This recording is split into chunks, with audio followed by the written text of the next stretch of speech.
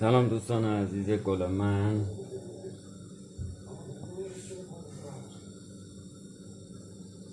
امیدوارم حالتون خوب باشه، پر و خرم باشید، در همه مراحل زندگیتان شاد و خرم باشید، انشالله هیچ غمی نداشته باشید،